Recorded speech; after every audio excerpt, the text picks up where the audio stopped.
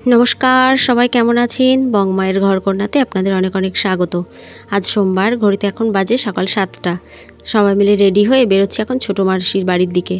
আজকে যে সেই পাত্রের আশীর্বাদ বলেছিলাম আপনাদের, তাই যে চলে এসেছি মাসির বাড়িতে। এসে দেখছি মোটামুটি সবাই রেডি হয়ে গেছে। চলুন একবার উপরের দিকে যাই, গিয়ে দেখি সবাই কী করছে। 8টা সাড়ে 8টাতেই বাস ছাড়ার কথা। এই যে মাছ তত্ত্বটাকে সাজানো হয়ে গেছে, দেখুন কি সুন্দর লাগছে। লেহেঙ্গা পরিয়ে রেখেছে মাসি। মাসি একটু কান্নাকাটি করছে। আসলে প্রত্যেক মায়ের মনেই এই সময় যা অবস্থা হয় আর কি। প্রত্যেক মায়ের কাছেই এটা একটা খুব কঠিন সময় বলুন। সব মায়েদেরকেই এই জিনিসটা সহ্য করতে হয়। কি করে পারে মায়েরা কি জানি। আমাকেও একদিন সহ্য করতে হবে সবটা। তত্ত্বগুলো সবাই ভাগাভাগি করে নিচ্ছে, কে কোনটা নেবে। তত্ত্বগুলো নিয়ে এবার গাড়িতে ওঠার অপেক্ষা। সত্যি পৃথিবীর সমস্ত মাকে না আমার এই সময় দাঁড়িয়ে স্যালুট করতে ইচ্ছা করছিল, যে সত্যি মায়েদের দ্বারাই এটা সম্ভব। মায়েরা ছাড়া আর কেউ পারবে না এত বড় একটা স্বার্থ ত্যাগ করতে, নিঃস্বার্থভাবে নিজের প্রিয় জিনিসটাকে অন্যের হাতে তুলে দিতে। কটা মানুষ পারে বলুন।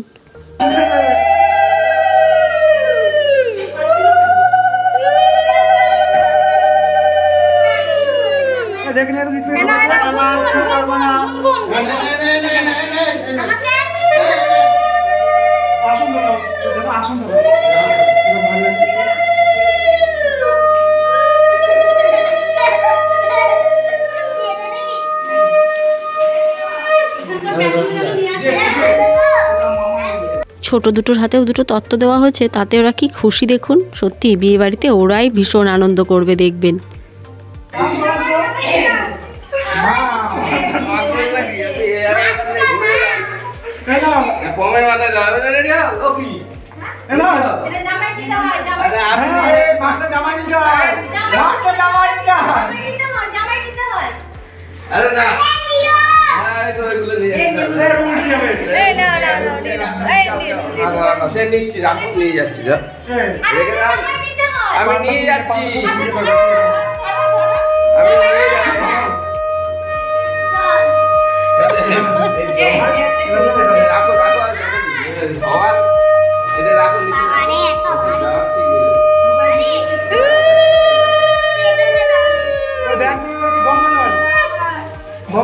বিয়ে বাড়িতে জামাই বলতে গুড্ডির বাপি এখানে একাই আছে, আর তাই সবাই জামাইয়ের পেছনে লেগেছে যে আশীর্বাদের মাছটা জামাইকে মাথায় করে নিয়ে যেতে হয়।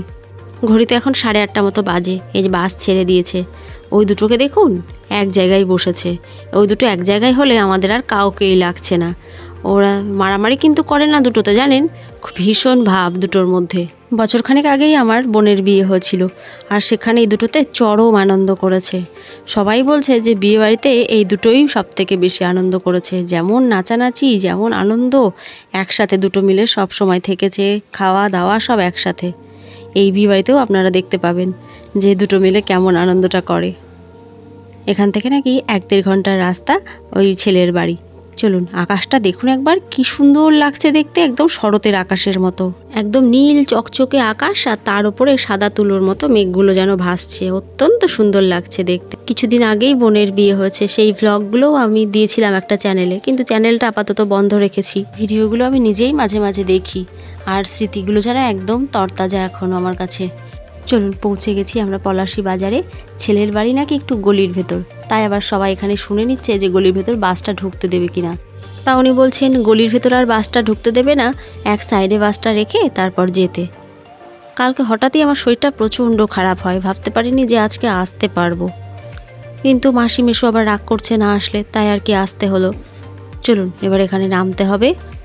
আমার বাবা মাও এখানে আসবে, তবে আমাদের সাথে একসাথে আসেনি, কেননা আমাদের বাড়ির ওখান থেকে পলাশীটা আবার নাকি কাছে, তাই বাবা মা ওই দিক থেকে একবারে বাসে করে চলে আসবে, এসে এখানে নামবে। তো চলুন এখানে নেমে পড়েছি। নেমে আবার তত্ত্বগুলো সবাই হাতে হাতে নেওয়া হচ্ছে, নিয়ে এবার ছেলের বাড়ির দিকে যাওয়া যাক। গুড্ডির বাপির হাতে দিয়েছে মিষ্টির হাঁড়িটা, বলল তুমি জামাই মানুষ, মিষ্টির হাঁড়িটাই তোমাকে মানাবে। আমাদের আত্মীয়গুলো কিন্তু ভীষণ আনন্দ করতে ভালোবাসে, হাসি ঠাট্টায় জমিয়ে রাখে সব জায়গা। সেটা আপনার বিয়েবাড়ির ব্লগগুলোতে পরে দেখতে পাবেন। এই যে এখানে ঢুকেই আগে সবাই আশীর্বাদে তোড়জোড় শুরু করে দিয়েছে। অনেকটা বেলা হয়ে যাচ্ছে তো। কিছুদিন আগেই বোনের বিয়েতে সেই পাত্রকেও আশীর্বাদ করা হয়েছিল এরকম, আর নিজে হাতে সবটা সাজিয়েছিলাম ছেলের বাড়িতে গিয়ে, সেগুলোও মনে পড়ছিল আর কি। বেশি দিনের তো কথা না, 1 বছর যেন সেদিনকার কথা। এই ছেলে বসে পড়েছে আশীর্বাদে। এটা হলো আমাদের পাত্র। যখন যার বিয়ে হয় তখন তো সেই বাড়ির আকর্ষণ হয়, তাই দেখুন সবাই এখানে তাকে দেখার জন্যই ভিড় করে দাঁড়িয়ে আছে।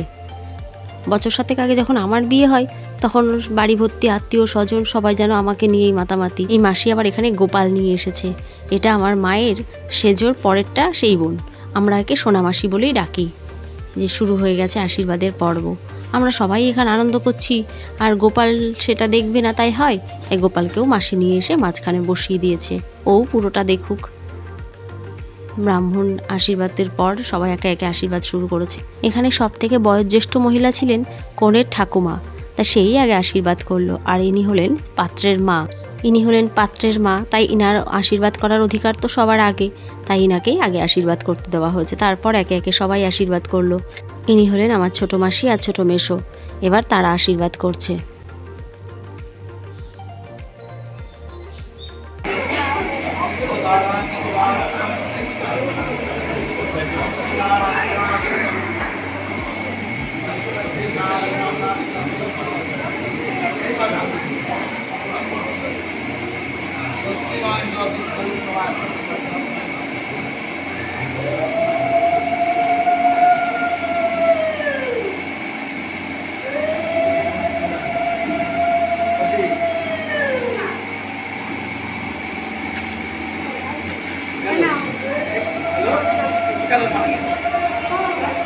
ইনি হলেন আমার মায়ের ছোট মামি, ভীষণ রসিকে মানুষ, একটা ভীষণ রসিকে।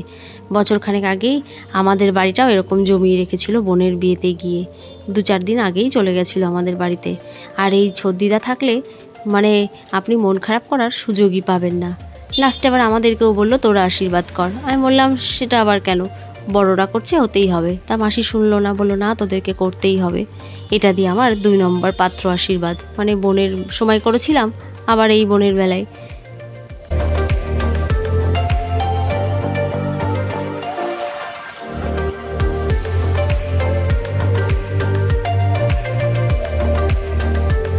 সবাই একটু একটু করে মিষ্টি খাওয়াচ্ছে, তাই গুড্ডির বাপি ধরেছে যে গোটা মিষ্টিটাও খাইয়েই ছাড়বে।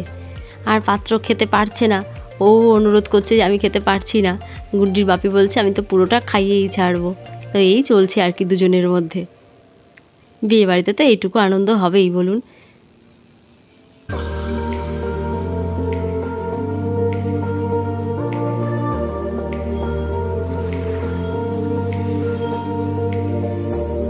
চলুন আশীর্বাদের পর্ব শেষ, এবার চলে এসেছি সোজা খাবার টেবিলে। জোর খিদেও পেয়েছে সকলের।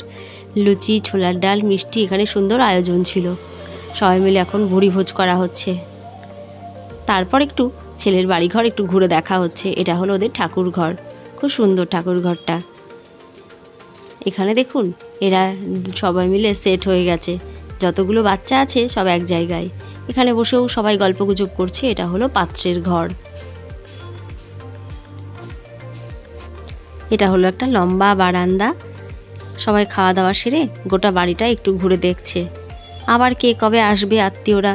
এখানটা দেখুন কি সুন্দর সব জিনিসগুলো সাজানো আছে। বহুদিন বাদে সব আত্মীয় স্বজনগুলো এক জায়গায় হয়েছে, তাই গল্প করতে করতে আবার দুপুরে খাবার টাইমও হয়ে গেছে। আকাশে মেঘ করেছে প্রচণ্ড, বৃষ্টিও পড়ছে 2-1 ফোঁটা। চলুন এবার দুপুরের খাওয়া দাওয়াটা সেরে নিই। দেখুন দুটো মিলে ঠিক আবার পাশাপাশি বসেছে খেতে। তবে আজকে আর আমি খাইয়ে দিলাম না নিজে হাতে, যে যেটুকু পারবে যা খাবে আনন্দ করে সেটুকুই খাক। চলুন দুপুরের খাওয়া দাওয়ার পর্ব শেষ, এবার বাড়ির দিকে রওনা দেব সবাই। সারাটা দিন হই হুল্লোই ভালোই কাটলো। এই যে পাত্রের বাড়ির সবাই আমাদের এগিয়ে দিতে এসেছে রাস্তায়। আমার বাবা মা আগেই বেরিয়ে গেছে, কারণ তারা তো যাবে আবার অন্য রাস্তা দিয়ে, আর আমরা এই বাসে ফিরবো আবার। চলুন সবাই বাসে উঠে পড়েছে। তবে আসার সময় যে আনন্দ ফুর্তিটা ছিল এখন আর সেটা নেই। সবাই সারাদিনে জার্নি করার পর টায়ার্ড হয়ে গেছে, আর গরমও পড়েছে আজকে প্রচণ্ড। বাড়ি ফেরার সময় নেমেছি আমাদের দোকানে।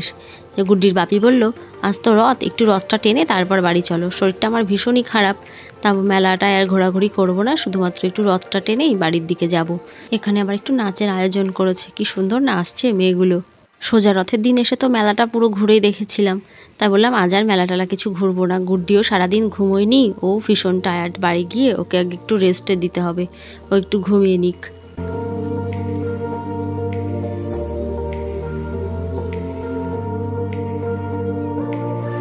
চলুন ভিডিওটিও তাহলে আজকে এখানেই শেষ করি। সবাই ভালো থাকবেন, সাবধানে থাকবেন। ভিডিওটি কেমন লাগলো আমাকে কমেন্ট করে জানাবেন। আর ভিডিওটি যদি কোথাও ভালো লেগে থাকে একটা লাইক করবেন। সবাই ভালো থাকবেন, সাবধানে থাকবেন। নমস্কার, দেখা হবে আবার পরের ভিডিওতে।